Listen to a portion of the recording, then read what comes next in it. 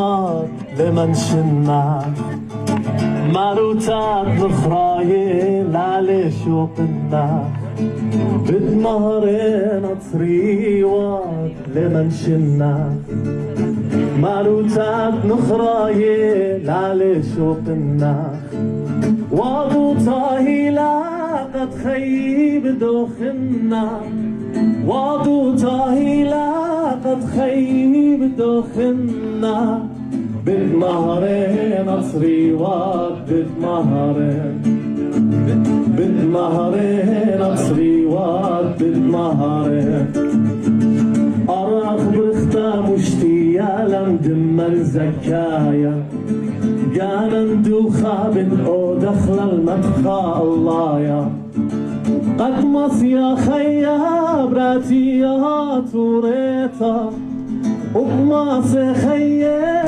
Shalom Aleichem. Good evening, everyone. I wish to thank the Assyrian American Association of Southern California, our freshly minted official coalition partner.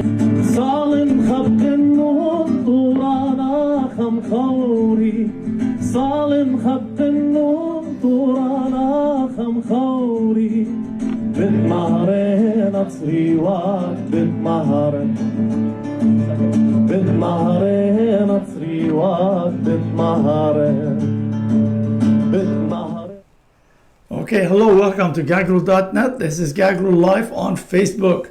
And so we're in August 7, there was Assyrian got together, put up an event remembering their fallen people. Like, Assyrian are more than anyone have really suffered inside Armenian and the Greeks and all those people. But those were like ancient nation that's completely wiped out by those power, the Kurds, the Turks, the Arabs, and lately the Islam.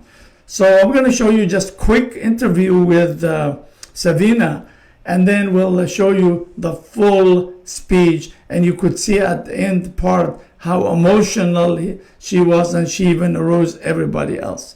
So here is the interview. My name is Savina Dawood. That was amazing speech. How long you studied that speech to write it? Actually, I concluded it when we were on the way to here. I was trying to be less emotional, but I couldn't. I had to share with my nation and with all the guests and with other nations that are suffering with the same. I had to share my true feelings and what my heart wanted to communicate with everyone. It was incredible. I think you not only your emotion, you rise up everybody else's emotion there. It was great speech. So you were born back there, right? And when did you come to U.S.? I only came here in December, so I was born and raised my whole life in Erbil, northern Iraq. But your English is so great. Yeah, I studied in Assyrian schools that we also learned English language, and I finished my bachelor degree in English language and my master's degree as well in English. Good job. So what is like your plan? You said you were like 2 people, now 100 somewhat people. So what is your plan or goal, or what is you trying to achieve? We're trying to create generations of leaders. One of the things that our community is lacking is genuine leaders who lead from the heart and who are the first to start working and the last who would stop working. And I want to empower every child that I meet, every young person and every woman. And our programs are also educational, to educate our young people and our women on all of these concepts that we need to manage ourselves and to lead our community. It's easy for you to find those people and recruit them and talk to them and organize them? It has been so far very easy, because once they see our work in the different cities in Iraq and Syria and now in Armenia, they themselves, they come and they want to help and they want to be part of E2T Institute, of what we are doing, and part of the empowerment process that we have taken upon our shoulders. Are there Assyrian in Armenia? Yes, we have thousands of Assyrians in Armenia. We have so many villages that are only Assyrians. No way. I was there. I wish I knew. I just came back. Oh, hopefully next time you go, let me know. Oh, I need your information, so I contact you. I don't Yes, next time let me know. I will connect you with our Assyrian community there. We have so many villages there. We have the, what I remember of is Erzni. I've never been there, but I will be, hopefully. I'm trying to go in the next few weeks to Armenia and to visit the Assyrian community there, yes. Maybe I'll see you there. Who knows? Hopefully, yeah, I would love to. Okay, so Well, there you go. That was Savina Dawood. That's like David, but in Assyrian Dawood, where the English probably learned David from Dawood. Who knows? So this was really a great event. So now I'm going to show you her speech full. Please watch it and enjoy it, and we'll come back. And also, before I go, is next Wednesday we have Holywood Sarkeesian. We're going to talk about some of the stuff. He's always interesting, smart guy, a top Armenian intellectual. So that's next Wednesday. And we're going to continue, as we said, today, tomorrow, and next, showing you all the people, all the speeches from Assyrian event. So here, where is it? Here we go. Diana, and thank you, Ray, and everyone from this organization for allowing me to speak and giving me the opportunity to represent. شو خور مرامة لروخات تسهدن شلام اللوخن بني أمتي آتراي إديوم دخ بيشة لخة الإيقارة وتخرنيا تسهدن آتراي أني تبشلو نسهيدة جو قطل عمه تبدر خان سيفو سمالة سوريا بغداد نينوى وخابر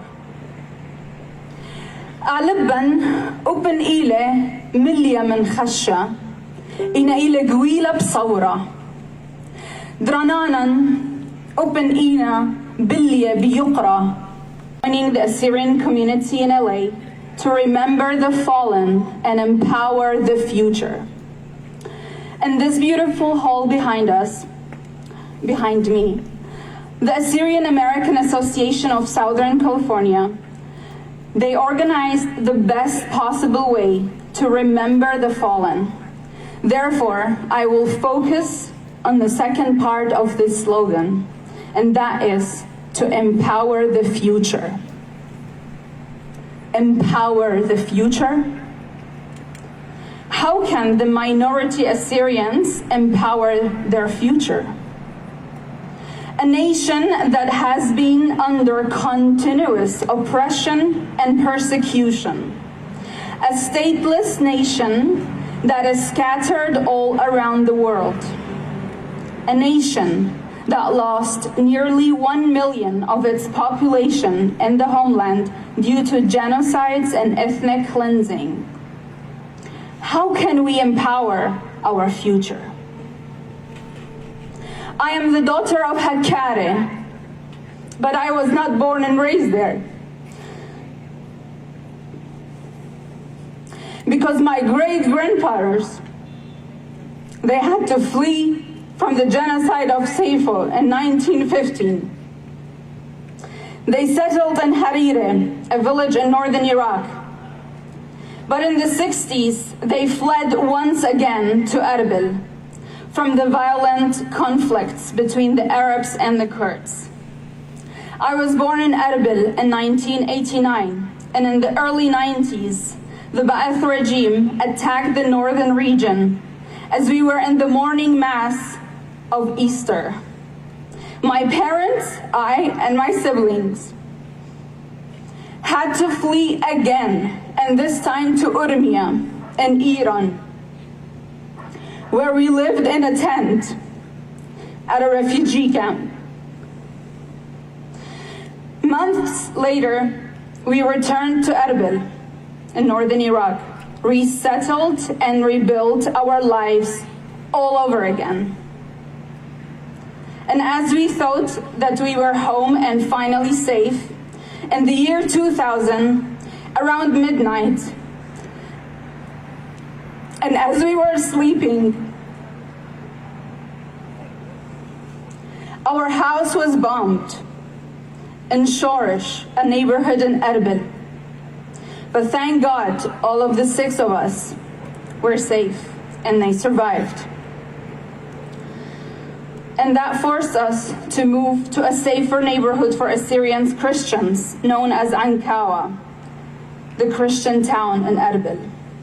After all the sufferings and the struggles my family and I went through since 1915, I am still here, standing in front of you, and stronger than ever.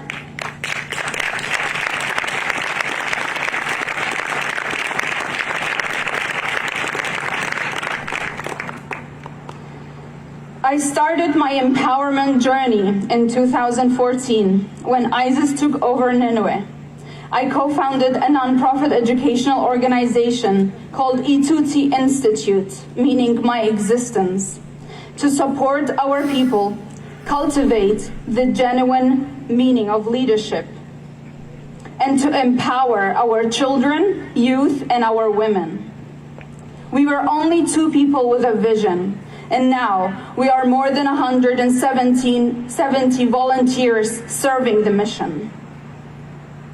We have tens of projects all over our homeland in Iraq, Syria, Turkey, and also in the surrounding countries where our people's needs appear, like Armenia and Georgia.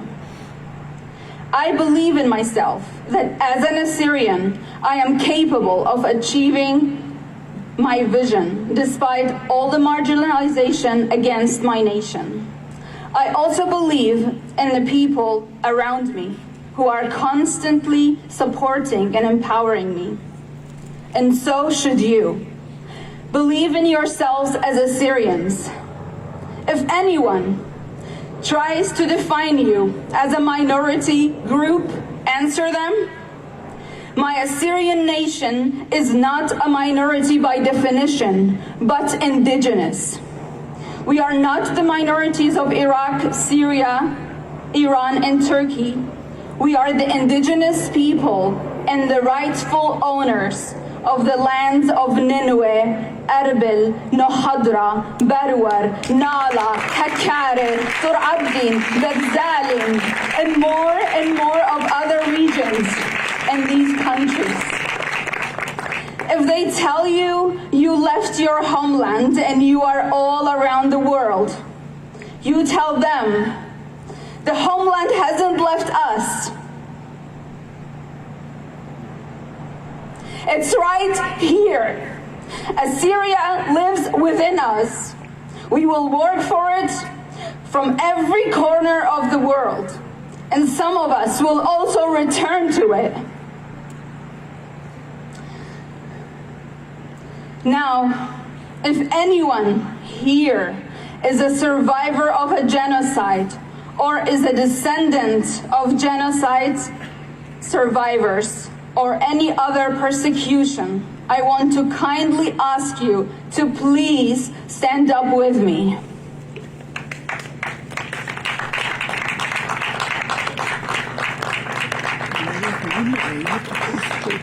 If anyone points you out as a victim, you say to them, I am not a victim of decades of persecutions and oppression, but as a survivor of every single attempt.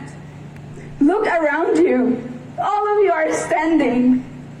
We are a living proof of every genocide and every ethnic cleansing.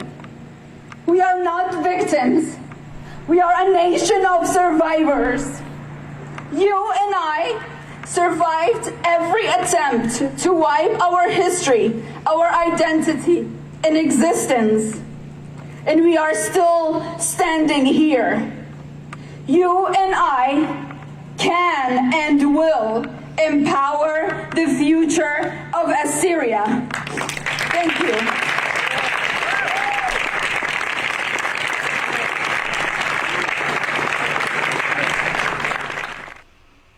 And there you go. Incredible woman. She's pushing the envelope to the max, and she's committed to bring her forefather cause to the forefront of the world. And I congratulate her. She is just amazing. But as we said, we're going to bring you some other speeches, things as much as possible to fit into this schedules. And again, thank you for watching. We wish you all the best.